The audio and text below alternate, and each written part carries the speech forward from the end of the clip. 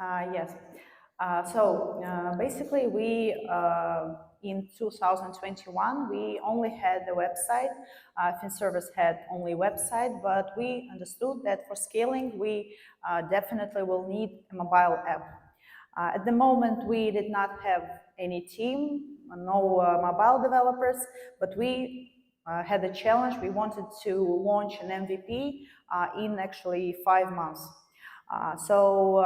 We had a lot of challenges, a lot of problems, and we want to share with you our experience, how we actually launched these MVP. We'll share with you some advice. So please, next slide. The first challenge that we had was to find a team. We had several options. The first one to have in-house team. The second option was to have outsourced team, and the third option was to make some kind of combined team. So we chose the third option. We had some people in-house, and we launched a tender to find outsourced developers and outsourced specialists. In-house, we had a product manager, that's me, two team leaders.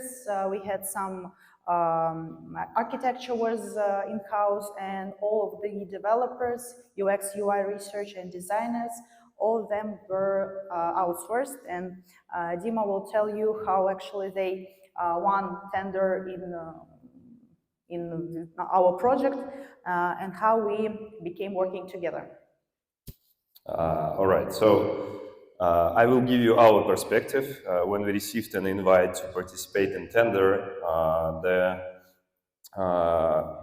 it was a big challenge for us because we've never developed such a complicated financial marketplace before, and no one did in our region. So what we've done, we engaged our top experts, kind of supermans from the company, and we reviewed we researched the competitors in other regions, in other markets, to gain some insights how to approach to this from the very beginning.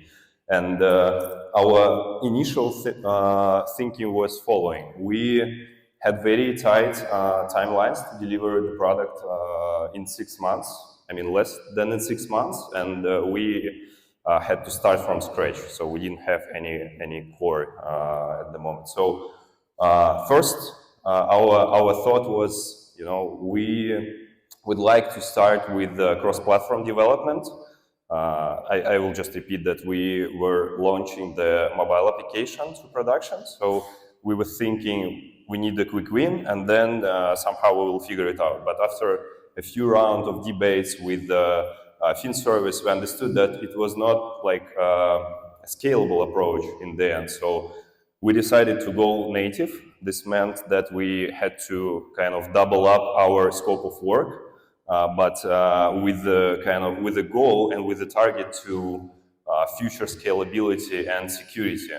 And by that time, when we started, Swift UI was launched only 1.5 years back. But we thought of the Apple's predictability, that they will support the framework, that they will continue pushing this to community, and it was chosen as a core technology, as well as Compose on Android and Java on the backend. The general idea was to keep the platform scalable for future high volumes, as well as just make it secure. Moscow Stock Exchange is not a bank, as you know. FinServices is not a bank as well, but it's a financial platform. They had to work with customers' data. They had to process it. They had to do KYC for other banks, which meant that all the data should be secured. Now we will tell you about the prototyping and the researchers. That's the very, very first step that everyone takes when they start development. When we kicked off our team, we understood that the next step was to conduct interviews. As we said, FinService is not a bank, and we wanted to distinguish ourselves from banks. We started conducting interviews. We made a prototype of our MVP. This prototype was quite big. I mean, we actually made all the screens of the MVP. We conducted several research. Imaga UX UI researcher helped us with that. We had about 10 respondents for each interview. We made a first concept for UX research. We made a list of hypotheses. The prototype was actually in Figma, and all interviews were held in Zoom. Everything was quite simple at that point. Then we tested our hypothesis. We saw what was wrong in our MVP. We made some changes and then had the second round of interviews. So actually, you may repeat these interviews as much as you like, but actually 2 or 3 rounds of interviews are usually enough to test your hypothesis. So this is the actual concept of our MVP. You will see in the end that it's quite different from what we have at the moment. But we got some valuable information from these interviews. We understood how to change the MVP, and we also understood what our clients want in the future. So we made a list of the ideas that we got, and we put them into our backlog, and we actually launched most of these features later. And just to add to Madina's speech, it's very important to do researches continuously. So you do the first one just to get some insights from the users, and it's good to test on them very raw versions of your early applications or websites or any product that you launch. So you need to analyze where users struggle, what's important to them, where they remain longer, and then talk to them to understand if they have gaps in, or if they have problems with UX part, or if they have problems understanding what this general service is about. So, and you need to continue doing this even after the release. For instance, before launching the MVP, what we've done, we started talking to users, we started researching the market in order to understand what should be the next product live. In order to create our pipeline for the upcoming years. And the results of this research might be very unexpected for you, because on the one hand, you might think that your next product should be X or your next feature should be Y.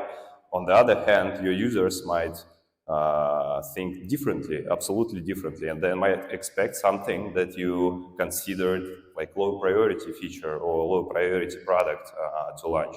So please talk to your users, gather their feedback, and do this iteratively. I mean, act fast, fail fast, and then repeat until you grow somewhere to a big and sustainable product. Yeah, from the start, we adopted a product-centric approach. Yeah, thank you. We adopted a product-centric approach. We tried to deliver increment every sprint. For example, our MVP had only one product. We've chosen the most simple, from our point of view, product. That was car insurance. We launched an MVP only with one product, but a website had more than 5 different products. Our MVP was quite simple, but still we understood that it's better to launch quickly and get customers' feedback from real users. So we launched our first version quite quickly and developed it every sprint. So every 2 weeks we have a new version of our app. It has some new functionality. I think in 2 years we only had maybe 2 releases without no new functions in our app. Also, we used a data-driven approach from the MVP. We had special product analytics platform integrated in our app. We've chosen Amplitude, but you can use whatever you like. Even in the MVP, we already had some hypotheses that we tested. We got some real data and analyzed what our clients do in our app. For example, as I already said, we had only one product that was car insurance, but we put banners of all other products in the app that was built in our app on WebView. So we understood what people click, what they like. We understood that the second product that was more popular even than the insurance policy were deposits. And that was the second product that we tried to launch. With Imaga developers, we worked as one team. All team meetings were held together. We worked based on Scrum, so we had at the moment 2 development teams. Every meetings were held according to Scrum, and we tried to work as one team, no matter who works at Moscow Stock Exchange, who works at Imaga. We made one product, and we were one united team. And it's also important to think of data-drivenness thoroughly, right? What does it mean, data-driven? Data-driven means that you need to rely on data and you need to work with data. So what we've done in the beginning, we started doing markups of all events in the application, then gathered these analytics into dashboards, and we continue doing this with development of the functionality of the application. This means that all the information users interact with the application, we gather it, and product owners and product managers, they have something to work with. So the first thing, you talk to users, but you shouldn't trust them blindly, right? They don't know always the root causes of their problems, and they on the other hand, you have analytics, so you can kind of coincide all those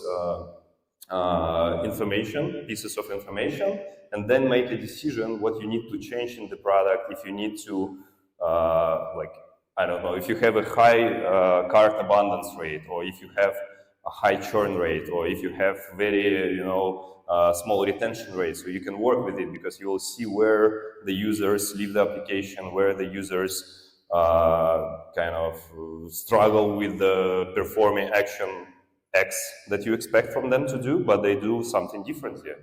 And secondly, being flexible is also important. For instance, the team composition that we have now, it's totally different from what we started with. We started in a high rush, so we had to kind of create a big team.